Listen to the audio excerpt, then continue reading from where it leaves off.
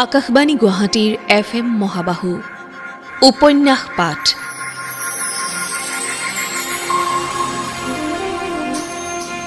এই অনুষ্ঠানত মৃণাল কলিতা ৰচিত বকুল ফুলৰ দৰে উপন্যাসখনিৰ ধাৰাবাহিক পাঠ প্ৰচাৰ কৰি থকা হৈছে। পাঠ আৰু অনুষ্ঠানটিৰ প্ৰযোজনা ইন্দ্ৰজিৎ দাসৰ। বকুল ফুলৰ দৰে।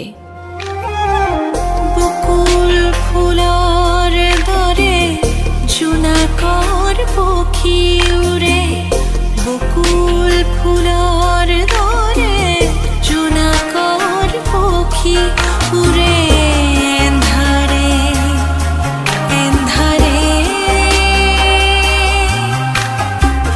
বকুল ফুলৰ দৰে।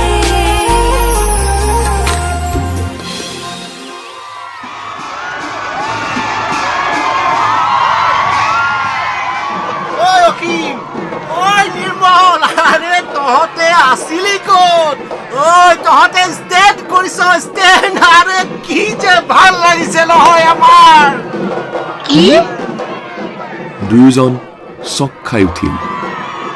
কথাখিনি সিহঁতৰ বিশ্বাস হোৱাৰ আগতেই মহেন্দ্ৰ মাষ্টৰে গৰ্জি উঠিল, ক'ত লুকাই আছ? লগে লগে মহেন্দ্ৰ মাষ্টৰে আগুৱাই গৈ নিৰ্মলক খুব জোৰেৰে সাৱটি ধৰিলে। সেই অখৰাটো চাওঁ চাওঁচোন চাওঁ সেইফালে দেখিছনে বাৰু অখৰাটো? নিৰ্মলক এৰি দি মহেন্দ্ৰ মাষ্টৰে অসীমক বিচাৰিলে। হয় গৰু, পলাইছ কিয়? মহেন্দ্ৰ মাষ্টৰে অসীমকো বুকুৰ মাজত সুমুৱাই ল'লে। মই তোক কোৱা নাছিলো নে তই আমাৰ স্কুলৰ জুৱেল?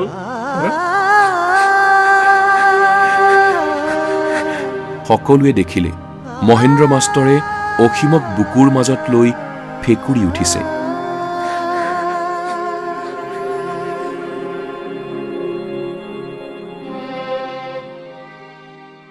অনুভৱে দেখিলে সিদিনাৰ টিভিৰ সাংবাদিক আৰু কেমেৰা পাৰ্চন কেইজনে স্কুলৰ গেটৰ বাহিৰত চুচুক চামাককৈ ৰৈ আছে। অনুভৱৰ বেয়া লাগিল। তেওঁ আগুৱাই গৈ তেওঁলোকক ভিতৰলৈ মাতি আনিলে। আপোনালোকে চাগে আজি বুজি পাইছে, আমাৰ স্কুলত ইমান দিনে নাৰী কেলেংকাৰী হোৱা নাছিল, অন্য কেলেংকাৰীহে হৈ আছিল। ল'ৰাকেইজনে সেমেনা সেমেনি কৰিলে। অনুভৱে সাংবাদিককেইজনক ক'বলৈ ধৰিলে, ষ্টেণ্ড কৰা নকৰাটো হয়তো খুব ডাঙৰ কথা নহয়। ডাঙৰ কথা হ'ল ইহঁত দুজনৰ সংগ্ৰাম আৰু উত্তৰণৰ কাহিনী। এজনে নিজৰ ঘৰৰ প্ৰতিকূল অৱস্থাৰ বিৰুদ্ধে সংগ্ৰাম কৰিছে আৰু আনজনে নিজৰ শৰীৰত জন্মতে লৈ অহা ত্ৰুটিৰ বিৰুদ্ধে সংগ্ৰাম কৰিছে। ডাঙৰ কথা হ'ল সিহঁত অন্য চোকা ল'ৰাৰ দৰে স্বাৰ্থপৰ নহয়। সিহঁতৰ মনোবল যেনে তীব্ৰ, তেনেকৈ সিহঁত খুব স্পৰ্শকাতৰো। নিৰ্মল আৰু অসীমৰ বিষয়ে উৎসাহেৰে বহু কথা কৈ গ'ল অনুভৱে। তেওঁ সাংবাদিককেইজনক অনুৰোধ জনালে, আমাৰ বেছিভাগ সাংবাদিকে বেয়া খবৰহে বিচাৰি ফুৰে। যি দুই এটা ভাল খবৰ প্ৰচাৰ কৰে সেয়াও সুস্থ ধৰণে প্ৰচাৰ কৰিব নাজানে। আপোনালোকে নিৰ্মল আৰু অসীমৰ কথা প্ৰচাৰ কৰক, যাতে মানুহে জীৱনত যুঁজিবলৈ সাহস পায়। আপোনালোকে এই খবৰটো সজাওঁতে যাতে নিৰ্মলৰ জন্মগত ত্ৰুটিটো আৰু অসীমৰ প্ৰতিকূল পৰিৱেশটোক আপোনালোকৰ চেনেলৰ TRP বঢ়োৱাৰ বাবে ব্যৱহাৰ নকৰে। TRPৰ তাৰণাত অসীম আৰু নিৰ্মলৰ ধুনীয়া মন দুটা যেন নিৰ্মমভাৱে শেষ কৰি পেলোৱা নহয়।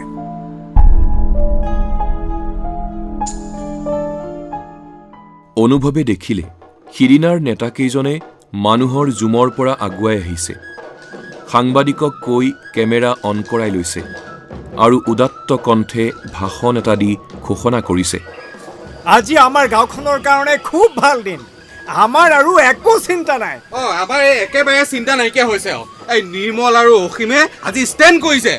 আমাৰ গাঁৱৰ এইটো এটা ডাঙৰ গৌৰৱৰ বিষয়। আমাৰ একো চিন্তা নাই আৰু এতিয়া।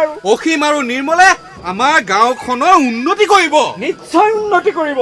নিৰ্মল অসীম জিন্দাবাদ, জিন্দাবাদ, জিন্দাবাদ। নিৰ্মল অসীম জিন্দাবাদ, জিন্দাবাদ, জিন্দাবাদ। নিৰ্মল অসীম জিন্দাবাদ জিন্দাবাদ জিন্দাবাদ নিৰ্মল অসীম জিন্দাবাদ জিন্দাবাদ জিন্দাবাদ হেৰি জিন্দাবাদ দাদাহঁত জিন্দাবাদ দিবলৈ নিৰ্মল আৰু অসীমে ইলেকশ্যন জিকা নাই নহয় আৰু কি ক'লে নিৰ্মল আৰু অসীমে গাঁৱৰ সকলো সমস্যা দূৰ কৰি পেলাব 15-16 বছৰীয়া ল'ৰা দুজনৰ কান্ধত এই গুৰুৰ দায়িত্ব অৰ্পণ কৰা হ'ল যেতিয়া গাঁৱৰ বাকী 4,000 মানুহে আজিৰ পৰা নাক বজাই শুই থাকিব পাৰিব স্কুলৰ গেটখন খোলা থকা বাবে উদঙীয়া গৰু কেইটামান সোমাই হাগিমুটি চৌহদটো লেতেৰা কৰি আছিল গৰুকেইটা খেদিবলৈ হাতত চেকনি এডাল লৈ মহেন্দ্ৰ মাষ্টৰ আগুৱাই আহিছিল মহেন্দ্ৰ মাষ্টৰৰ হাতত চেকনি দেখি ভয় খাই নেতাকেইজনে কোবেৰে চৌহদৰ বাহিৰ হৈ গ'ল গৰুকেইটাতকৈও আগতে দাদা চিন্তা নকৰিব ইহঁতৰ এটা শব্দও প্ৰচাৰ নকৰোঁ মূৰ্খকেইটাক সন্তুষ্ট কৰিবলৈহে কেমেৰা চলাইছোঁ ইতিমধ্যে মহেন্দ্ৰ মাষ্টৰ আহি অনুভৱৰ ওচৰ পাইছিল সাংবাদিক কেইজনৰ কেমেৰাটোলৈ চাই তেওঁ ক'লে টিভি কেমেৰা এইবোৰ নালাগে দিয়া অনুভৱ সিহঁত এনেকৈয়ে থাকক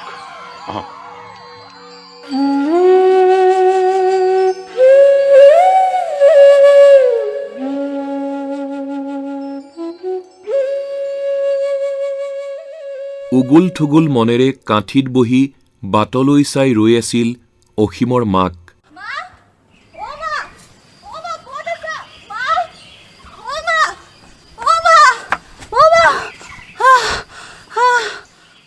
হঠাৎ ধুমুহা এজাকৰ দৰে দৌৰি নঙলাৰে সোমাই আজলি মাকৰ সন্মুখত ৰৈ গ'ল মাকে প্ৰশ্নসূচক দৃষ্টিৰে আজলিৰ মুখলৈ চাই ৰ'ল দাদাই দাদাই আৰু নিৰ্মল দাদাইও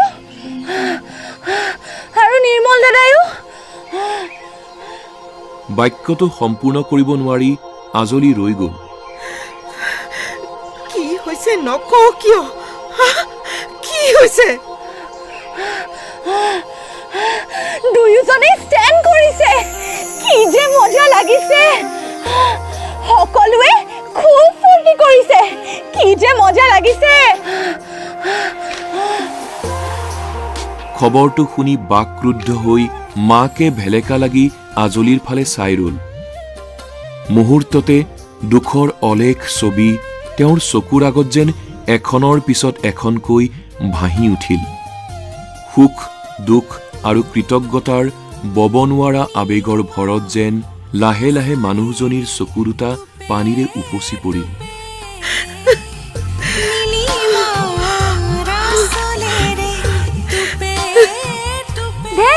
ইমান ভাল খবৰটো নিলো ইমান ভাল খবৰটো শুনিনো কোনোবাই কান্দেনে তুমি কান্দিয়ে থাকা মই যাওঁ দেই মই লগৰবোৰক খবৰ দিওঁগৈ মই যাওঁ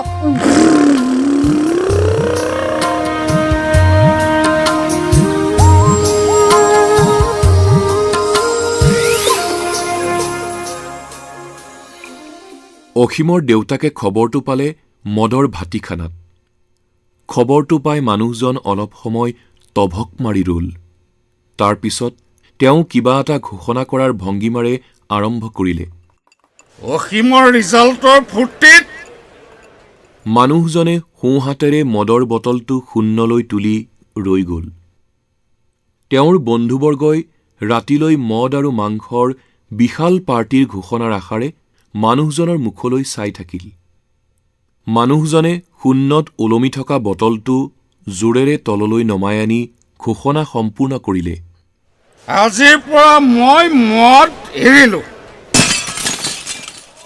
বটলটো চুৰচুমৈ হৈ টুকুৰাবোৰ চাৰিওফালে ছিটিকি পৰিল অসীমক বিচাৰি মানুহজন কোবাকুবিকৈ ঘৰটোৰ পৰা বাহিৰ ওলাই গ'ল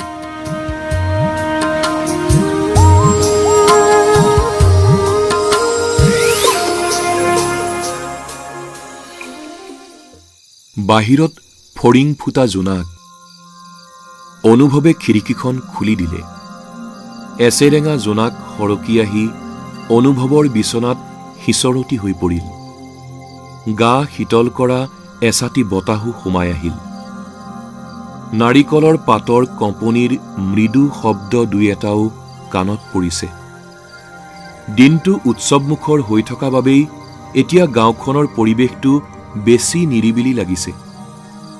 অনুভৱে জোনাকৰ পোহৰত দেখিছে ৰাস্তাৰে দুই এটা কুকুৰে গা লৰাই লৰাই ইফালে সিফালে দৌৰি ফুৰিছে। দূৰৰ গাঁৱত পাচলি বিক্ৰী কৰি উভতা দুই এটা বেপাৰীৰ বাহিৰে সন্মুখৰ ৰাস্তাটো তেনেই নিৰ্জন। খিৰিকী কাষত চকী এখনত বহি আছে অনুভৱ। এনেকুৱা জোনাক ৰাতি ভিতৰি ভিতৰি অস্থিৰ হৈ উঠে তেওঁ। কিছুমান ৰঙিয়াল দিনৰ স্মৃতিয়ে তেওঁৰ কলিজা গছকি যায়। নাই, কাৰো সৈতে ভগাই ল'ব পৰা নাযায় সেইবোৰ স্মৃতি। কিছুমান কথা চিৰদিন একান্তই নিজৰ হৈ থাকি যায়, হেৰাই যায় মৃত্যুৰ সৈতে।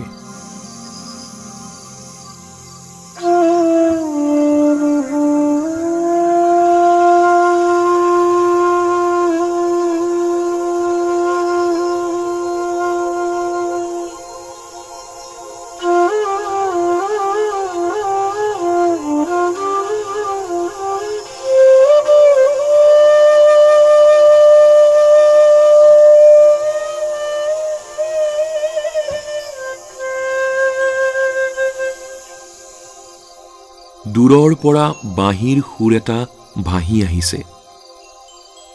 অনুভৱে মন দি শুনিলে কোনোবাই হয়তো মনৰ বেজাৰতে বাঁহী বজাইছে। বাঁহীৰ সুৰত এনেও কাৰুণ্য আছে। এয়াতো ৰাতিৰ বাঁহী। কৰুণ সুৰটোৱে যেন অনুভৱৰ কলিজাত ৰেপিছে।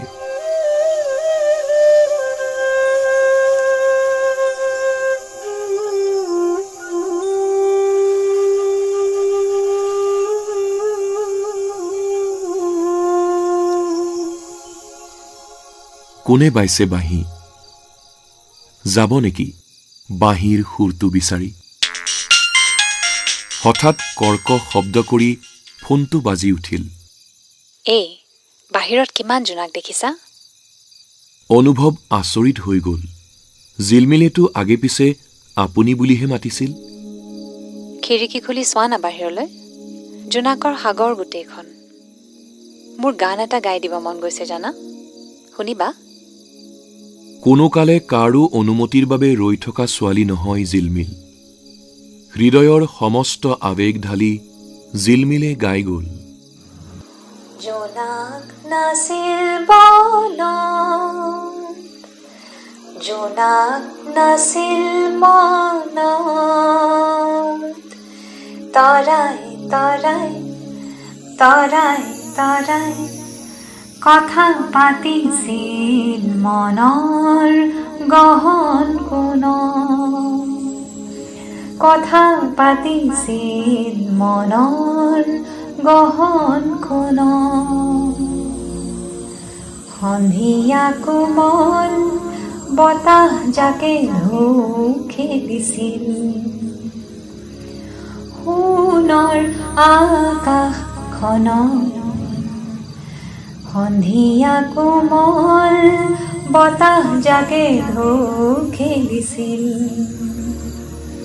সোণৰ আকাশখনত। তৰাই তৰাই তৰাই তৰাই কথা পাতিছিল মনৰ গহন কোণত। জোনাক নাছিল বনত, জোনাক নাছিল মনত, জোনাক নাছিল বনত, জোনাক নাছিল মনত। থুপি থুপি তৰাই তৰাই সুৰ জুৰিছিল তোমাৰ নতুন গানত। থুপি থুপি তৰাই তৰাই সুৰ জুৰিছিল তোমাৰ নতুন গানত। তৰাই তৰাই তৰাই তৰাই কথা পাতিছিল মনৰ গহন কোণ জোনাক নাছিল বন চক খাই উঠিল অনুভৱ পুৰণি সেই গীত বুকুৰ ইমূৰ সিমূৰ জুৰি ৰিৰিয়াই আজিও বাজি আছে সেই সুৰ কিমান দিন যে স্নিগ্ধাই অনুভৱক গাই শুনাইছিল এই গান প্ৰতিটো পূৰ্ণিমাৰ জোনাক ৰাতিয়ে কোমল এছাতি বতাহৰ দৰে তেওঁলৈ বৈ আনিছিল এই গীত স্নিগ্ধা কি আকৌ উভতি আহিছে নে তাই হেৰাই যাবলৈ ওলাইছে একেবাৰেই আজি পিছে বনতো জোনাক মোৰ মনতো জোনাক এই তুমি একো কোৱা নাই কিয় কোৱা না কিবা এটা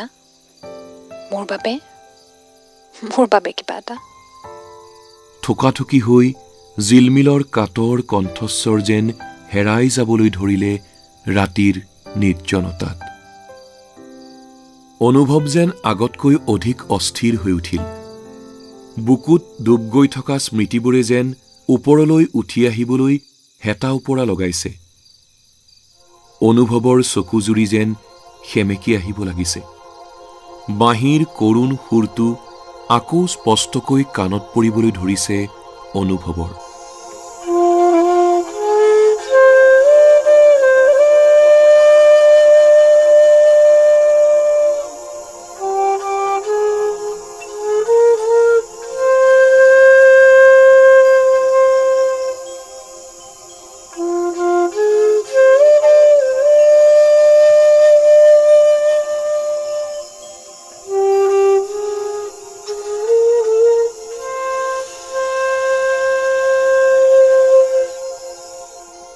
বাৰাণ্ডালৈ ওলাই আহিল অনুভৱ যেন স্বয়ংক্ৰিয়ভাৱে তেওঁ ভৰি থলে ৰাস্তাত বাঁহীৰ সুৰটো বিচাৰি এসময়ত তেওঁ গৈ উপস্থিত হ'ল সীমান্তহঁতৰ পদূলিমুখত পদূলিৰ বকুলজোপাৰ তলৰ বাঁহৰ চাংখনত বহি হৃদয়ৰ যেন সমস্ত আৱেগ ঢালি সীমান্তই বজাইছে বাঁহী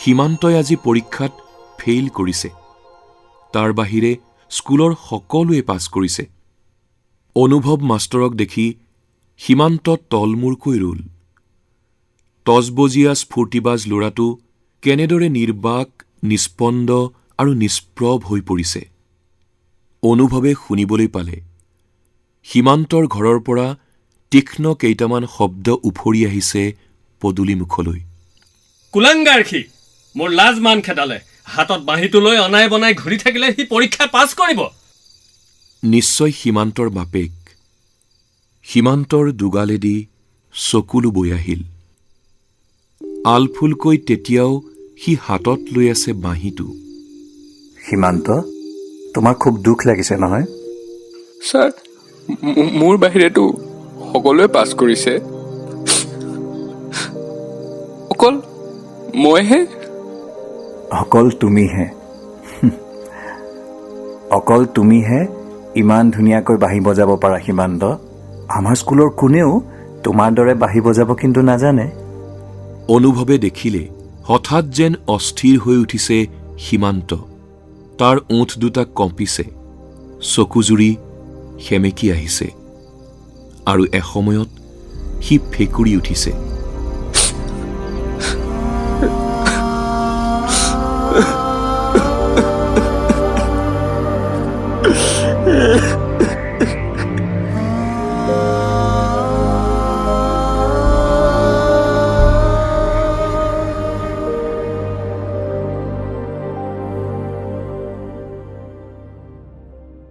দিনটো হৈছৈ হুলস্থুলৰ মাজত অসীম আৰু নিৰ্মলে নিজৰ ভিতৰত কথা পাতিবলৈ সুৰুঙা উলিয়াব পৰা নাছিল গধূলিৰে পৰা অসীম নিৰ্মলৰ ঘৰত আছে দুয়োজনকে লগ পাবলৈ নিৰ্মলহঁতৰ ঘৰলৈ মানুহৰ সোঁত বৈছে।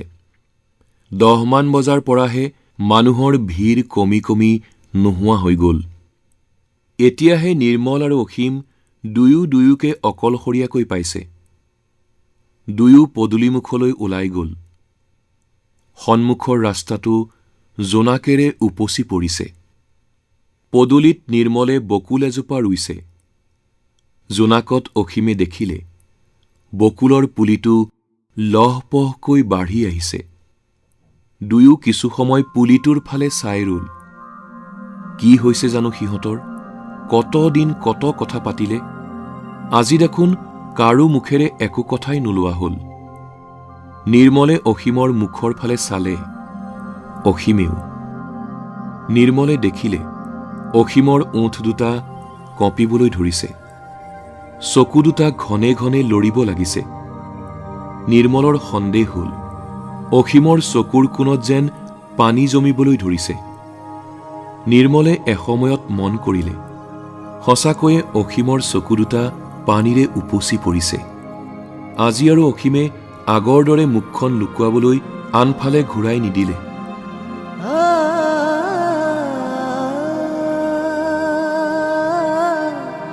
তই কান্দিছ অসীম?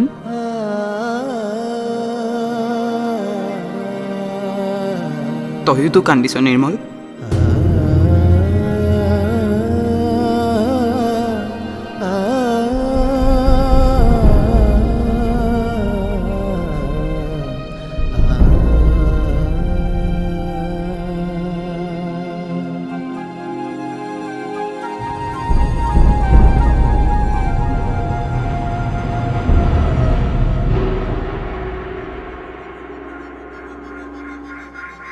ইমান পৰে শ্ৰোতাসকলে উপন্যাস পাঠ অনুষ্ঠানত মৃণাল কলিতা ৰচিত বকুল ফুলৰ দৰে উপন্যাসখনিৰ ধাৰাবাহিক পাঠৰ 30 তথা শেষ খণ্ডটি শুনিলে। পাঠ আগবঢ়ালে ইন্দ্ৰজিৎ দাসে। বিভিন্ন চৰিত্ৰত অভিনয় কৰিলে মহেন্দ্ৰ মাষ্টৰ, অসীম কৃষ্ণ বৰুৱা, অনুভৱ, কপিল বৰা, জিলমিল, ডাক্তৰ লিমা দাস, অসীম, ৰোহন গৌতম শৰ্মা, অসীমৰ দেউতাক অমিতাভ ৰাজখোৱা, অসীমৰ মাক অনামিকা বৰদলৈ বৰুৱা, নিৰ্মল অনুব্ৰত বৰঠাকুৰ, আজলি অনিন্দিতা গগৈ, সীমান্ত তছফিৰ আহমেদ, সীমান্তৰ দেউতাক উৎপল বৰা, সাংবাদিক সত্যজিৎ গগৈ আৰু আন আন চৰিত্ৰত অভিনয় কৰিলে সুদীপ্ত শৰ্মা ভৰালী, যুৱৰাজ কুমাৰ দাস আৰু নৱজিৎ ডেকাই। শীৰ্ষ গীতৰ ৰচনা হীৰেণ ভট্টাচাৰ্যৰ আৰু কণ্ঠ অনিন্দিতা পালৰ। বাঁহী চম্পক মহন্ত, আৱহ সংগীত মনদীপ মহন্তৰ, প্ৰযোজনা ইন্দ্ৰজিৎ দাসৰ, পৰিকল্পনা ৰাজীৱ বৰুৱাৰ। বকুল ফুলৰ দৰে মনৰ নিজান, বকুল ফুলৰ দৰে মনৰ নিজান, অকলশৰে